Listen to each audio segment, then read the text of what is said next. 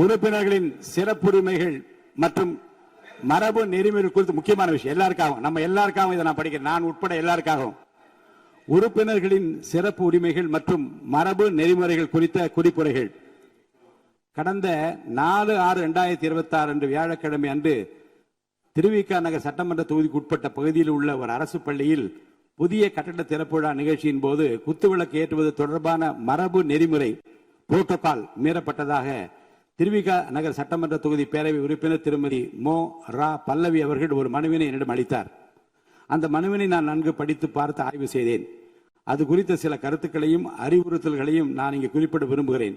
சட்டமன்ற பேரவைக்கென உள்ள கண்ணியத்தினையும் மாண்புகளையும் மற்றும் சட்டமன்ற பேரவை உறுப்பினர்களுக்கென உள்ள சிறப்பு உரிமைகளையும் மரபு நெறிமுறைகளையும் புரோட்டோகால் காப்பது செயல்படுத்துவதும் சட்டமன்ற பேரவை தலைவராக எனது பொறுப்பும் மற்றும் கடமையும் ஆகும்.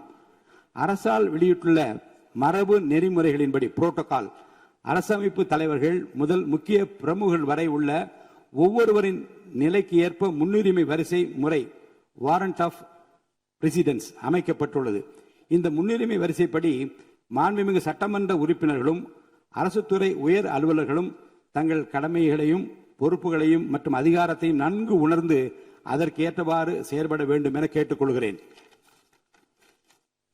திருவிக நகர் தொகுதியில் அந்த பள்ளி கட்டட திறப்பு விழா நிகழ்ச்சி நடைபெற்ற நிகழ்வு மரபு நெறிமுறை குறித்த புரிதல் இல்லாமல் தெரிந்தோ தெரியாமலோ அல்லது அறிந்தோ அறியாமலோ நடந்த அந்த நிகழ்வு இனி வரும் காலங்களில் தொடராது என நம்புகிறேன். அதனால் அந்த மனுவின் மீது மேல் நடவடிக்கை தேவையில்லை என கருதுகிறேன். உரிமை மீறல் குழுவுக்கு அனுப்புவதோ வேறு வகையில் நடவடிக்கை எடுப்பதோ தேவையில்லை என்று கருதுகிறேன்.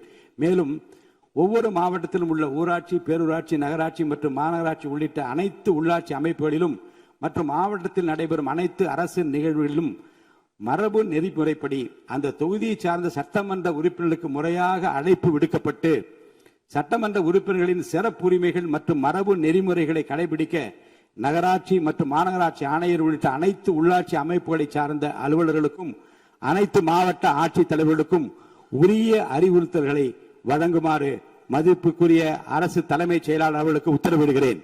மேலும் இந்த முன்னுரிமை வரிசை வாரண்ட் ஆஃப் பிரசிடென்ஸ் தொடர்பான தமிழக அரசின் அரசாணை நகல் சட்டமன்ற உறுப்பினர் மேசையில் வைக்கப்பட்டுள்ள சிறு கணினியில் நாளை பதிவேற்றம் செய்யப்படுவதுடன் அனைத்து உறுப்பினர்கள் மின்னஞ்சல் முகவரிக்கும் இன்று அனுப்பி வைக்கப்படும் என்பதையும் தெரிவித்துக் கொள்கிறேன்.